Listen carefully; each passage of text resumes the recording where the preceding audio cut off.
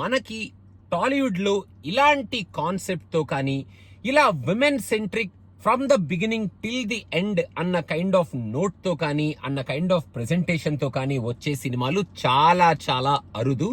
So ఆ కోవలోకి చెందే సినిమానే మన ఈ పరదా మూవీ అని ఖచ్చితంగా చెప్పొచ్చు.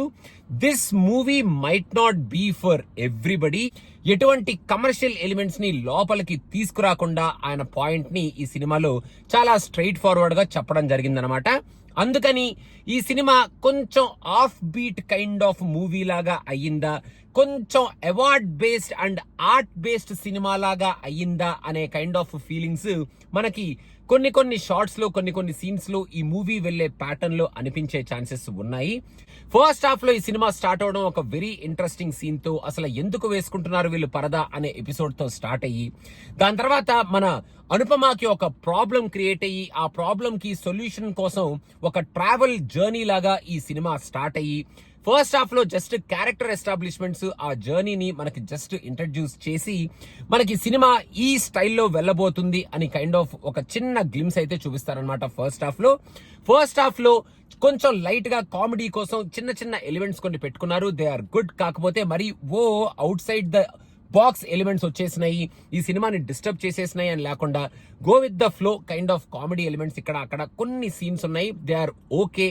అంత కామెడీ వచ్చేసిందని చెప్పను కానీ they went with the flow అని చెప్పాలి. మెయిన్ గా ఫస్ట్ హాఫ్ లో ఈ ముగ్గురు హీరోయిన్ క్యారెక్టర్స్, అంటే ముగ్గురిని మనం హీరోయిన్సే అనొచ్చు, సంగీత గారిని, మన దర్శనాని అండ్ ఆల్సో మన అనుపమాని. వీళ్ళ ముగ్గురు ఫస్ట్ హాఫ్ లో వాళ్ళ మధ్యలో ఉన్న బాండింగ్ ని, ఆ క్యారెక్టర్స్ ఇంట్రడక్షన్ ని అండ్ ఆల్సో ఎస్టాబ్లిష్మెంట్ ని చాలా బ్యూటిఫుల్ గా పెట్టుకొని మన సెకండ్ హాఫ్ లో ఈ సినిమాలో మెయిన్ గా different sections of women face చేసే ప్రాబ్లమ్స్ ని ఫ్రమ్ దేర్ పర్స్పెక్టివ్ చాలా బ్యూటిఫుల్ గా చెప్పడం జరిగింది. అండ్ ఆ ప్రాబ్లమ్స్ కి సొల్యూషన్ కూడా చాలా బ్యూటిఫుల్ గా ఇవ్వడం జరిగింది. అండ్ సెకండ్ హాఫ్ లో తను చెప్పిన పాయింట్స్ విమెన్ పర్స్పెక్టివ్ లో మనం ఆలోచిస్తే మాత్రం చాలా ఫెంటాస్టిక్ గా అప్రిషియేట్ చేసే పాయింట్స్. ఒక చిన్న అనాలజీ ఒకటి చెప్తాడనమాట మన రాజేంద్ర ప్రసాద్ గారి క్యారెక్టర్ తో సెకండ్ హాఫ్ లో. అండ్ దట్ అనాలజీకి ఇచ్చిన ఎస్టాబ్లిష్మెంట్ కానీ అండ్ ఎక్స్ప్లెనేషన్ కానీ సూపర్బ్ గా ఉంది. అండ్ సెకండ్ హాఫ్ లో కొన్ని షార్ట్స్ చాలా బ్రిలియంట్ గా చాలా బ్యూటిఫుల్ గా ఉన్నాయి.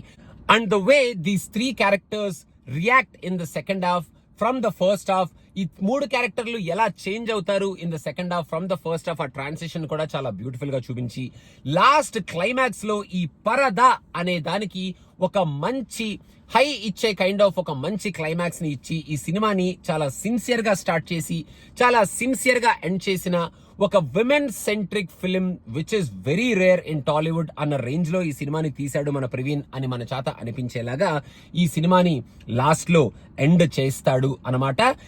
ఎక్కడికక్కడ మంచి సౌండ్ ట్రాక్స్ పెట్టుకొని మంచి సాంగ్స్ పెట్టుకొని ఆ సీన్స్ ని ఎలివేట్ చేస్తూ ఒక మంచి ఫీల్ వచ్చేలాగా చాలా బ్యూటిఫుల్ ఫీల్ క్రియేట్ అయ్యేలాగా ఈ మ్యూజిక్ ఈ సినిమాకి చాలా ప్లస్ పాయింట్ అయిందని చెప్పాలి.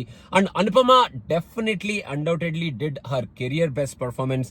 ఎక్కువ గ్లామరే లేకుండా చాలా మంచి క్యారెక్టర్ ప్లే చేసింది and core to the character play చేసింది అని చెప్పాలి. అండ్ మన Darshana also did a great job in her character supporting మన Anupama. And Sangeetha garu also did a very good job in her role. And తన side of housewife kind of problems ని చూపిస్తూ ఆ problems ని వాళ్ళు ఎలా ఓవర్కమ్ అయ్యారు and they also have a life అనే కైండ్ ఆఫ్ సొల్యూషన్ ని మన సంగీత గారి క్యారెక్టర్ నుంచి చాలా బ్యూటిఫుల్ గా మన ప్రవీణ్ చూపించాడు. అండ్ ఓవరాల్ గా ఈ సినిమాని కంప్లీట్ గా తను చెప్పాలనుకుంటున్న పాయింట్ కి కోర్ ఎలిమెంట్ కి స్టిక్ అయి చెప్పినందుకు, ఎటువంటి కమర్షియల్ ఎలిమెంట్స్ ని పెట్టాలి కదా అని చెప్పి ఇరికించకుండా, ప్రీచీగా లేకుండా ఏదో మెసేజ్లు ఇచ్చేస్తున్నాం కదా అని కాకుండా చాలా నీట్ గా ఈ సినిమాని మన ముందుకు ప్రెజెంట్ చేయడం జరిగింది. ఇలాంటి సినిమాల్ని మనం అప్రిషియేట్ చేసి ఎంకరేజ్ చేసి వాచ్ చేసి కుడోస్ చెప్పడంలో ఎటువంటి తప్పు లేదు. కాకపోతే మనం కమర్షియల్ సినిమాలే చూస్తాం, కమర్షియల్ సినిమాలనే ఎంకరేజ్ చేస్తాం, మనకి సినిమాకి వెళ్తే హై ఎలిమెంట్స్ ఉండాలి, మనకి హీరో ఉండాలి, హీరో ఫైట్లు చేయాలి, అలాంటి ఎలిమెంట్స్ అన్ని కనుక మీరు కోరుకుంటే మాత్రం ఈ సినిమాకి మీరు దూరంగా ఉండడమే మంచిది. ఎందుకంటే అలాంటి ఎలిమెంట్స్ ఏమీ ఈ సినిమాలో ఉండవు.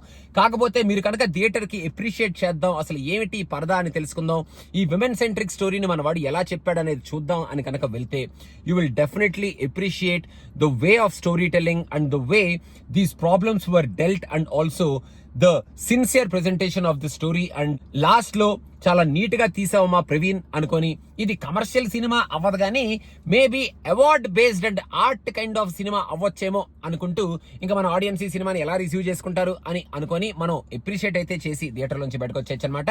ఇంకా అదనమాట సంగతి. Don't forget to subscribe to cinema Pichha and please do followers.